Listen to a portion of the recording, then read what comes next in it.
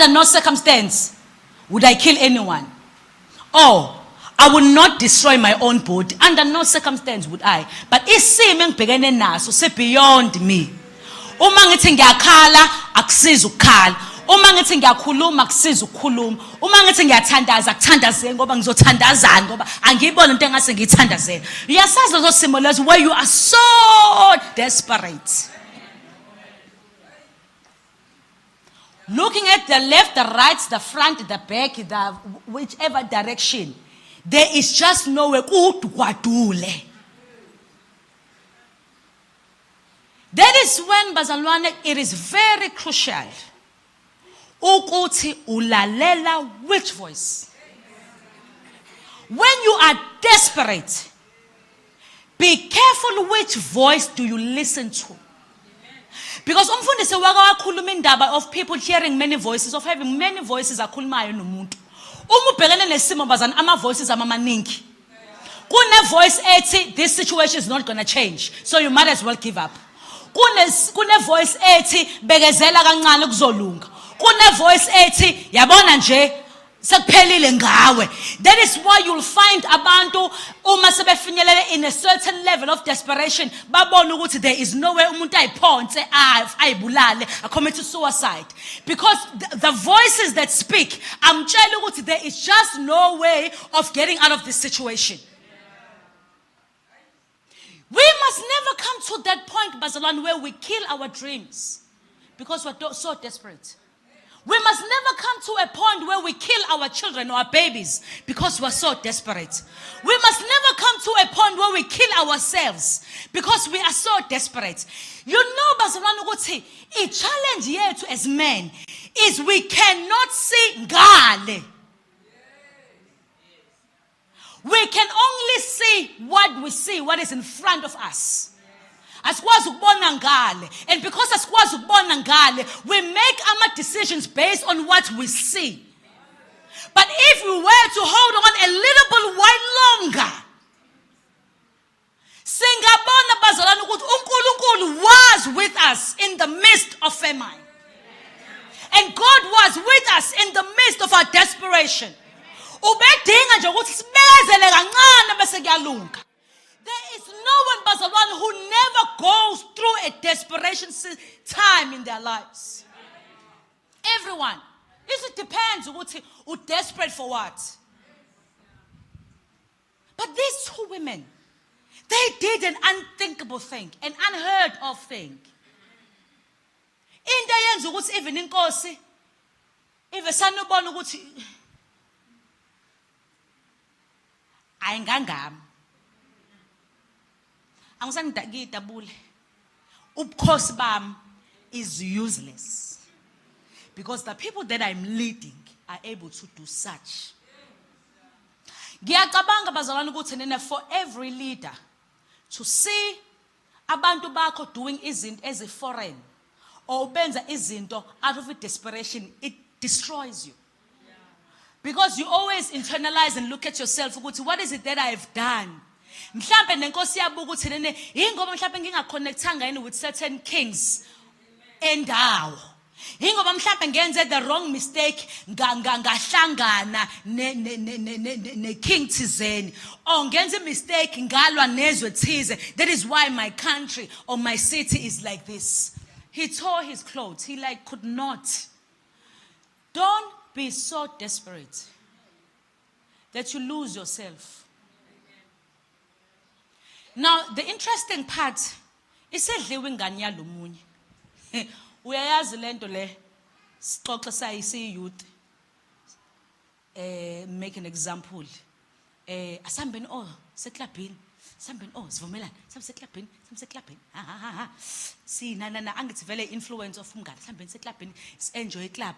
Na. Bese wena initiator of the idea of a club. Akwazi ukuyihandlisha eklabhini. Wena uhluleke ukuyihandlisha eklabhini. And you find yourself in a position ongekho happy ngayo.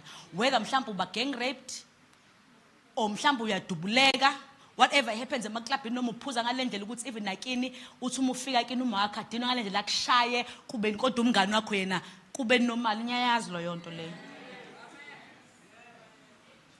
Nayazi lento ukuthi nene engathi nene sekuyistyle ukuthi sikhuleleni sonke bafethu ingane kumnandi kuba nengane engathi kuyifashion kuba nengane asikhuleleni sonke uinitiator avasana ngakhulelwa vana khulelwe wena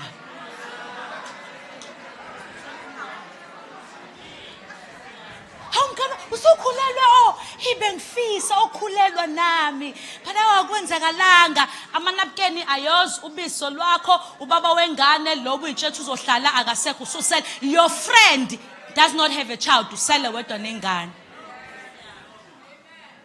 bana abantu abaziyo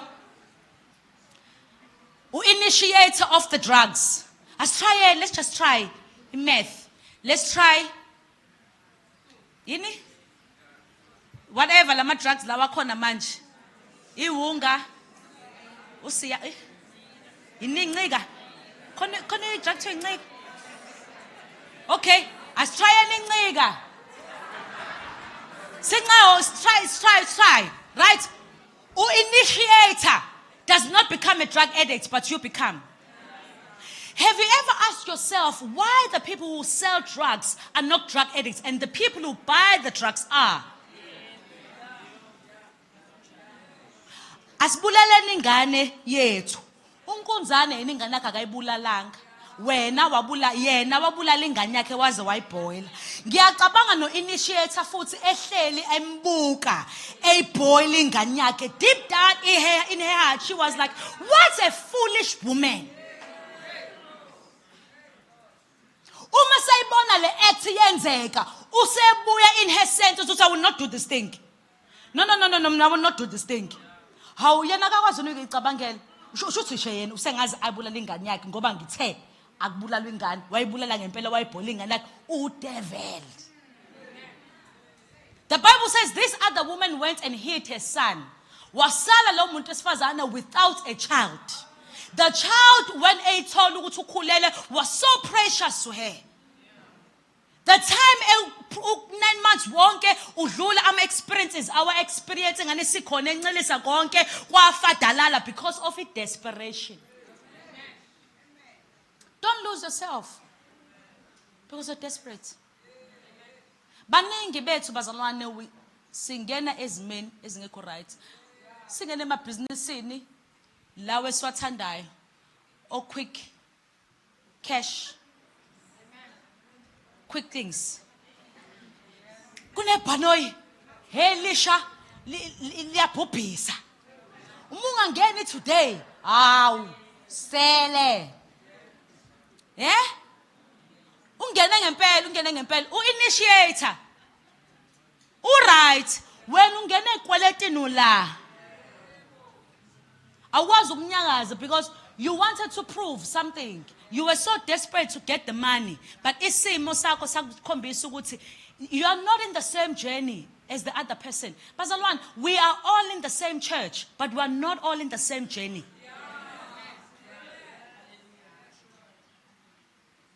You cannot place or make your decision based on what other people are doing. Kunezinto that will work for you. Kunezinto that will not work for you. Kunento umfundisi akayisho ukuthi you must know what God said to you for you to prosper. Kunabantu bazalwane abangajona namantombazana awu5 bengaba na stress bangabe nalutha. Wena uma ungasukwenza your life goes down. Kunabantu abangaphuza utshwala abakwazi ukuvuka ekseni beze sontweni bengabonakala baphuza utshwala. Wena uphuza utshwala sikubona ukuthi awunkunzane kade ugeza kubona. Kunabantu abangawa bazalwana lokuwa lokuthi ulale nomuntu ulale nomuntu that is male and female whatever but ulale nomuntu kodwa still akwazi ukuma la in this very same pulpit ahlabelele into uzuthi my God what a worship ubuseke wena nkunzana ulala umela sithi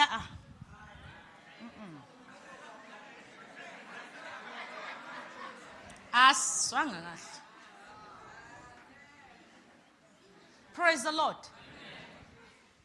Now, when istory siqhubeka, sivale kanjalo kwistory sabo, Because the woman went away with ingane yakhe wahamba wayifihla, and we don't know what happened to lo mama lo owabulala ingane yakhe wayibhola. Imagine. Mhlawumbe ingane iyayila kuyinyangeni ngoba ngeke uzubhole phela umuntu omdala. Mhlawumbe ingane la 3 months, 4 months, less than 6 months, uthatha ingane mfazi uyoyifaka ebhodweni iyabhola iyapheka bese futhi lapho uyadlulela. It's not enough for you ukuthi uyibhoyilile, uyadlulela uzoyidla. Waka wabona isidakwa siphinde sidle its own mphalazo.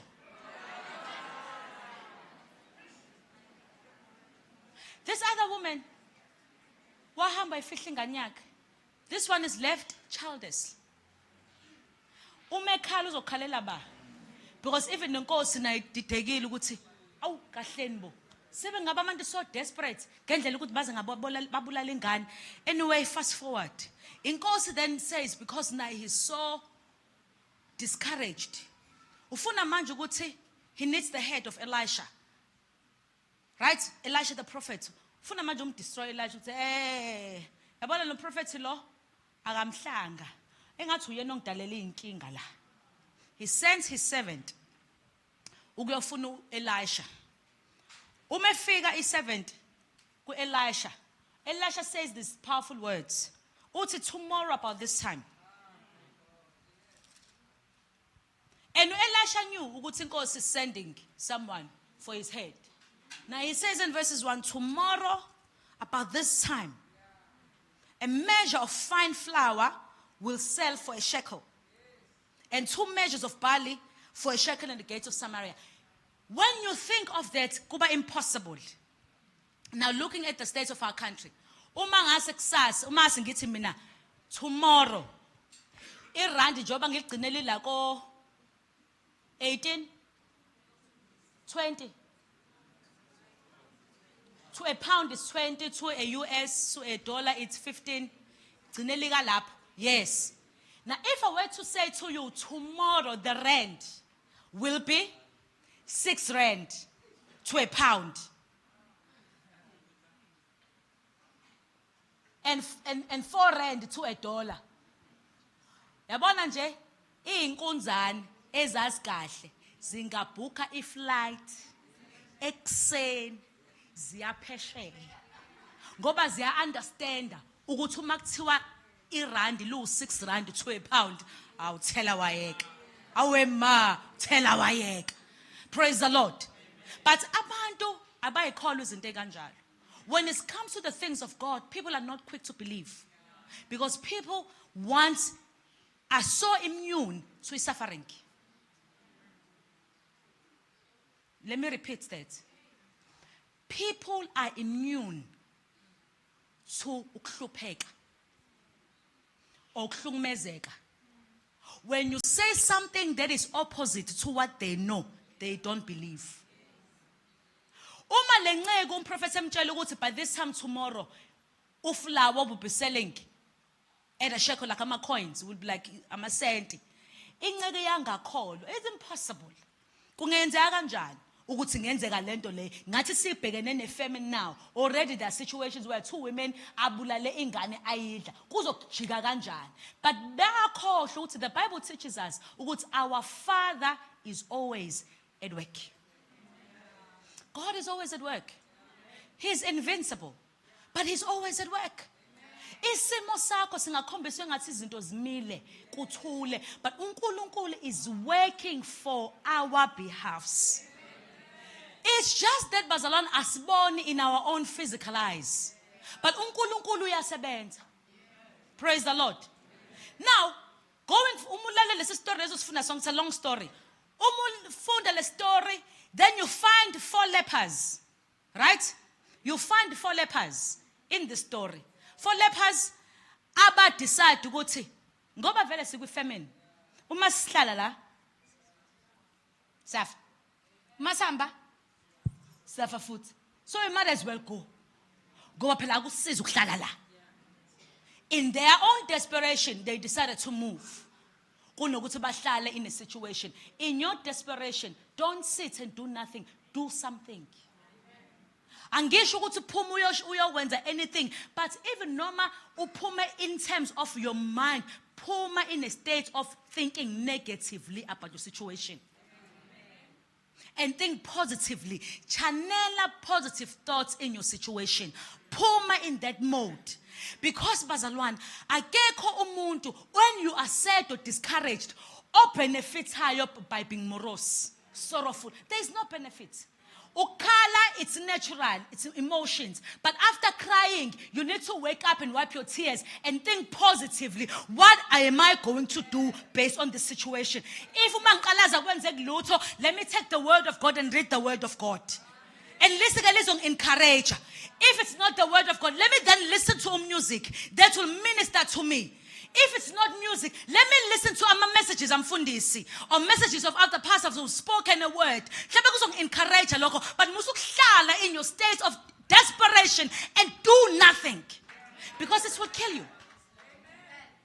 And you will not believe. No uNkulunkulu esekutshela ukuthi wake up and do something. The time has come. Tomorrow things are changing. You will not believe because you have become so immune in your situation. Awukholwa ukuthi uNkulunkulu is able to change your situation. Hallelujah. You know uJesu ngesikhathi esemkhumbini. I love how Jesus handled himself. I pray ukuthi nathi sihandlishe kanjalo in the midst of the storm. He rested. uJesu walala engathi akho storm kodwa sikhona. Walala ngathi akasizwa kodwa sikhona. Walala waphumula because uJesu wayazi ukuthi kwi-storm I am not alone. That is why iBhayibheli lithi he will never leave us nor forsake us. It's not a word bazalwane esinikezwa lona nesitshelwa lona nesifundayo ukusikamfatha in the journey, but it's a word that you need to believe and live. Ukuthi ngempela uNkulunkulu never leaves anyone and never forsakes anyone. Noma ubone ngathi kunjalo, but he never does. This guy bahamba baya in the camp. The interesting part in this story, you know iBhayibheli avela imnandi. Because izinto ezimpossible zizenza so possible. These guys are lepers banesifo bayayigulela. But ama-steps abo.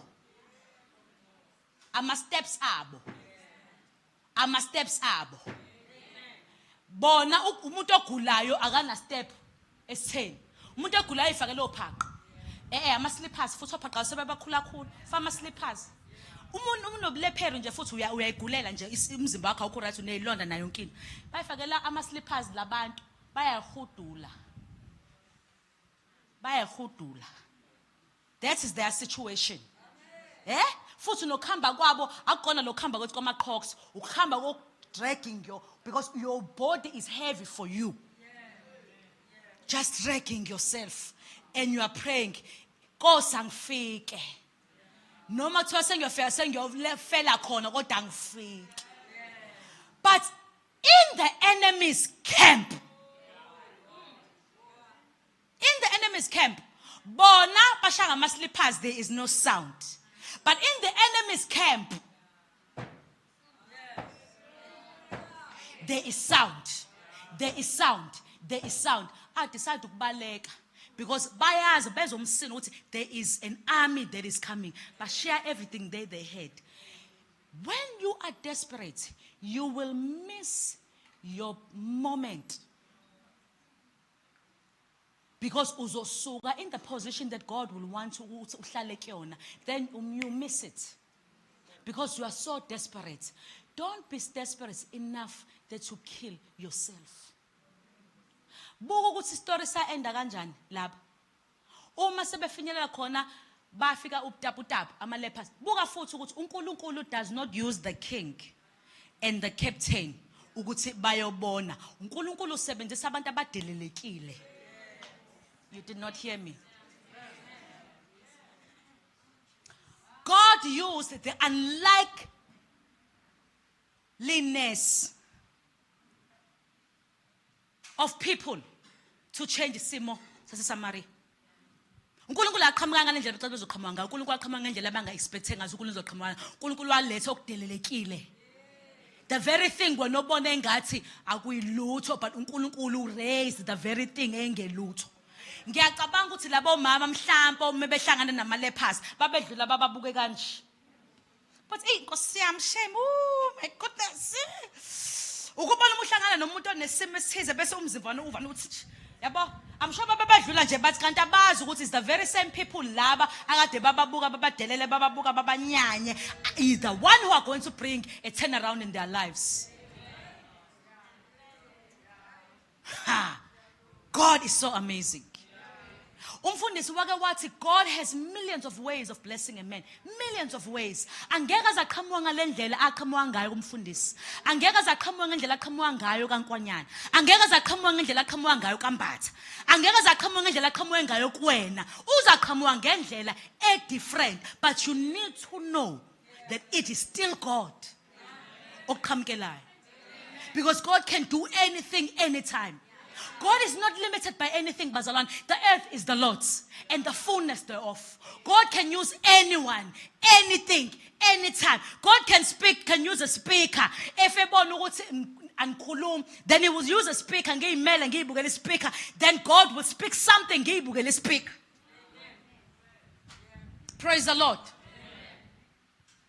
Bayitapela malepers bese kodwa siya abantu kwisimo esingekho right asamsobatshela and hayi ukuthi njalo njoba babuyela umzimba has changed, babuyela in that same state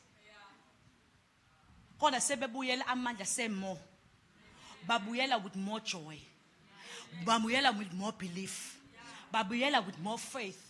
Uthi hawu into besiyitshela yona ukuthi ayikho angeke yenzeke isenzekile and ithina asibe in the forefront of it happening.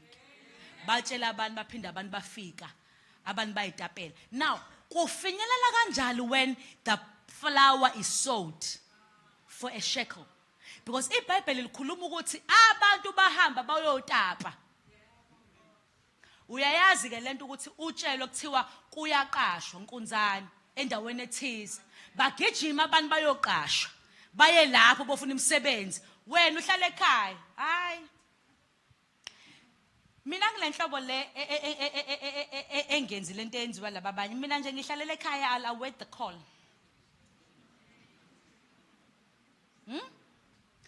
Nanku umthena kumsebenzi uyaphumela, kumsebenzi uyaphumela, kumsebenzi aphuma, bagijima abantu na. Awu bangagijima nje, mina nongilenhlobo le evesane ishawucingo. Sibamani khama kanjani lapha, awungiphathele iform lapha, uyayibona lo nhlobo yakho kodwa uyadinga, kodwa ekusuhayi, uyayibona lento le, uyayibona angithi ayibona ukuthi noma utshelwa kuthiwa naka amathuba awuyi, because wena uma uyibuka awuyibona ufaneleke ukuthi ugijime njengabanye uyokhoza istampede, because ucabanga ngestatus sakho, ucabanga ukuthi abantu bazothini, ucabanga usubonwa abantu usulapha yana amongst them, because you don't fall in the them, you fall in the you yourself and I.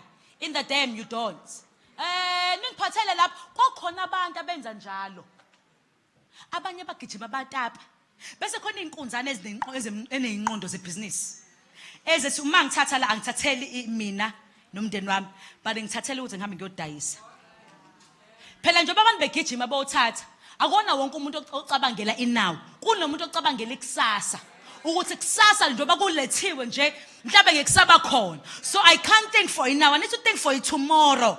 Bahamba bawola phatha mntanami, phatha nga5, umama mbaba phatha nga5, indodakazi phatha nga5. Umakhelwane bedlule bebuka bathi hawu kodwa yini lo mndeni usufuna ukuqeda yonke into. Hayi asifuna ukuqeda yonke into, uthi siya understand ukuthi what are we going to do. We understand what we want and where we're going forward.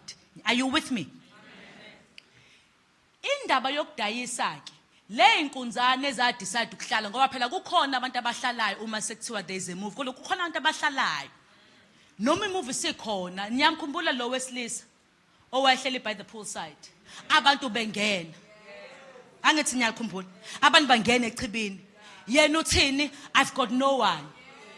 Nabo abasala eSamaria basala ngokuthi awuthina akekho umuntu ongasigijimela, hayi silindele ukuthi basigijimela bazosibuyisela. Ngesikhathi begijima, the servant of the king Oh, what? And this is not going to be impossible. This is not going to be possible. Ukuthi uflower udayise the shekel. The 7th, people trampled on him and he died and he did not see. He did not experience the abundance of rain. Laba basala eSamaria. Nalaba balanda. Laba balanda babuyisa base babadayisela. Ngama shekels. Ngama coins bayidayisela laba abangahambanga. That is why ivesi ikhuluma kanjalo ukuthi uflower kusasa, uflower saw so much in abundance that it was able to feed and complete indaba yefamine. What am I saying to you this morning?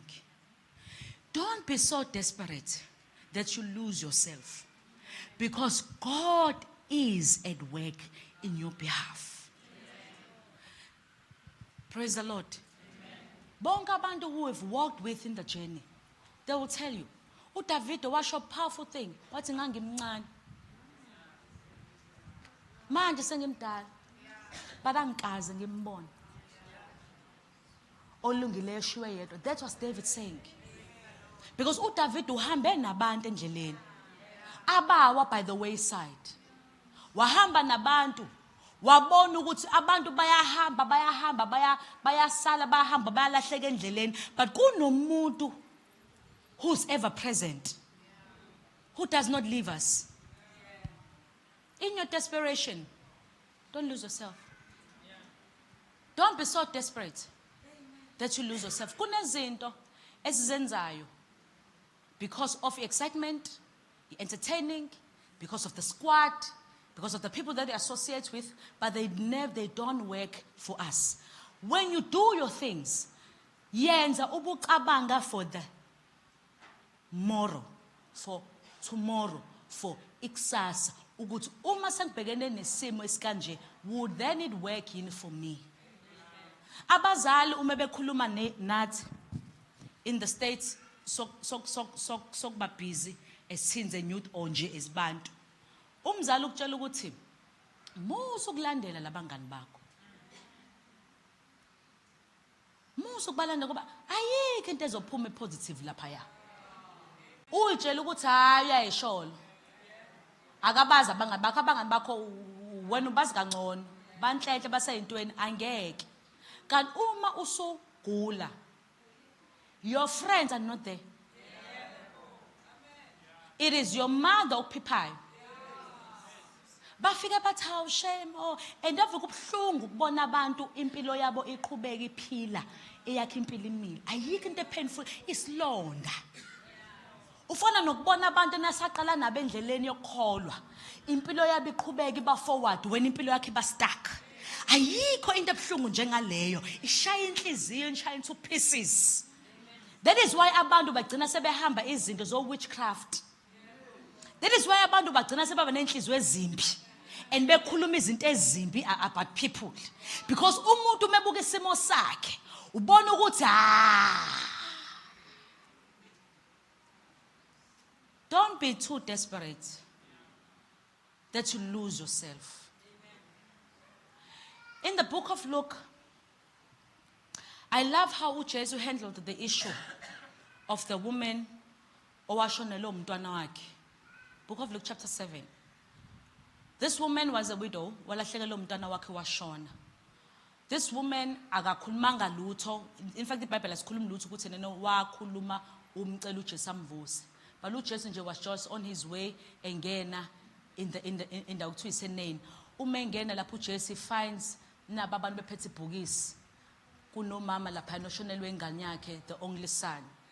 uJesu sees this woman and has compassion on her. Then uJesu uthinta ibhokisi bese khuluma amazwi kumfana athi mfana vuka.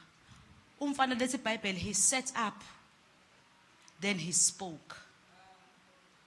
Can you imagine if that woman got so desperate ngokushona kamntwana wakhe that wenza izinto ebezizomvimbela ukuthi a receive umntwana wakhe back? Did you hear me? Can you imagine if lo muntu esifazane wahamba wayothuka abantu wathi uthakathelo ingane yakhe wathi kunjenje ingoba abantu wayengeke aze receive imiracle ayifika noJesu. Don't be so desperate that you lose yourself. Kisho njalo. Don't be so desperate.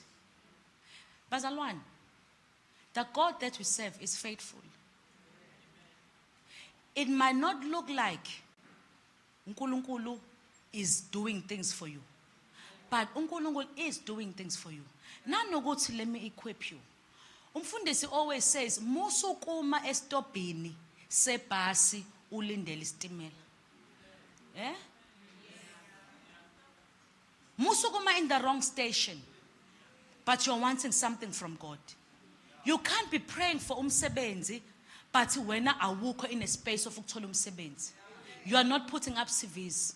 You are not sorting out your CV right. Izibe dayisable. You are not empowering yourself. Ukuzu uqasheke. You are in the wrong station. Then ubani umuntu uzothola kanjani umsebenzi if you are not doing that? You can't be asking for God for things, but awukho now in the right place. You can't be wanting God to fill you, and you are far away from God. Nyangizwa bazalwane. If we need things from God, the benefits, the solution is for Him, for us to draw closer to Him. I'm going to tell if you remain in me and I will remain in you. Kuqala ngathi bazalwane, we remain in Him, we abide in Him, we live in Him. Then He does what we have already started. The thing here to bazalwane of always blaming uNkulunkulu ngezimo esibhekene nazo, it's wrong. Because uNkulunkulu sitshela ukuthi He has given us all things pertaining to godliness. Anything that we desire, bazalwane, uNkulunkulu has given it unto us. It is not on Him now ukuthi asenzele, it's on us to do. And what are we doing? We declare, we pray, we live right. We confess, we speak izwi laNkulunkulu kwezimeni. You can't be saying you want what is good, but your heart is speaking something that is totally against what you're saying. Angathi verse bazalwane liyakhuluma nje ukuthi sicushiwe ngamazwi olimi lethu. Angithi bazalwane iverse lasikhumbisa lasifundisa ukuthi cishe ngathi uzodla amazwi olimi lakho. You will eat the fruit of your lips. Iverse lisho njalo. Uzosuthiswa. Thank you. Right? Angithi iverse lisho njalo isifundisa kanjalo bazalwane. So it's those things. Number 2, if you are not going to be declaring goodness, righteousness, favor in your situation, who are you expecting to declare for you? We are crying bazalwane sithi, oh Lord, I'm desperate for you. Oh Lord, I'm desperate for you.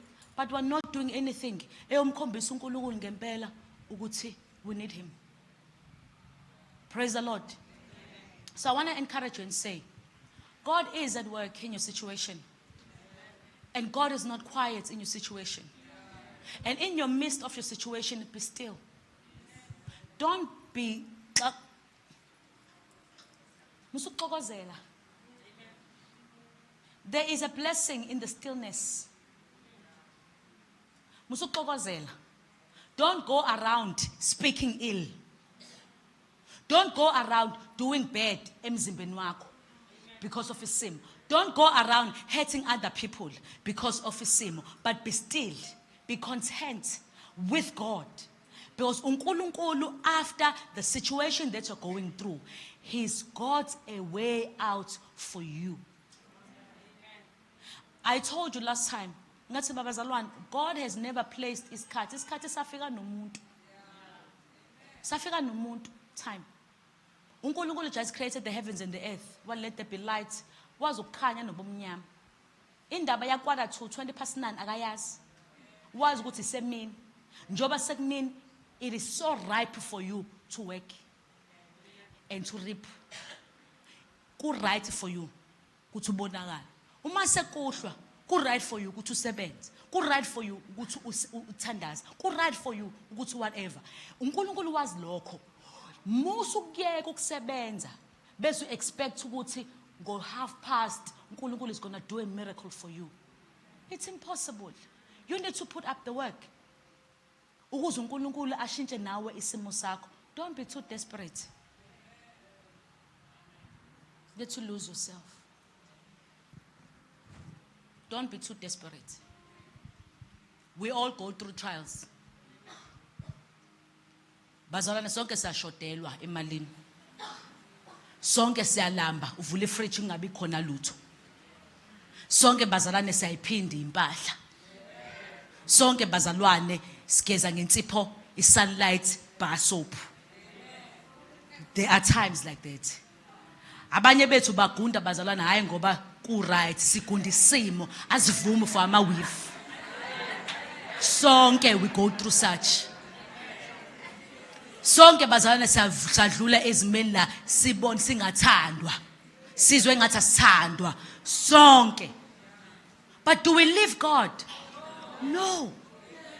Do we speak ill of God? No. Do we speak ill of the church and the leaders? No. But you know the painful thing is reading the story. The king had an issue with Elisha and not with God. The famine was not brought by Elisha. The famine was brought by God because of their evilness. But Elisha ufuneka zabulawe kusho inkosi ngenxa yento enziwe uNkulunkulu for a certain zathu. Don't be desperate that you lose yourself.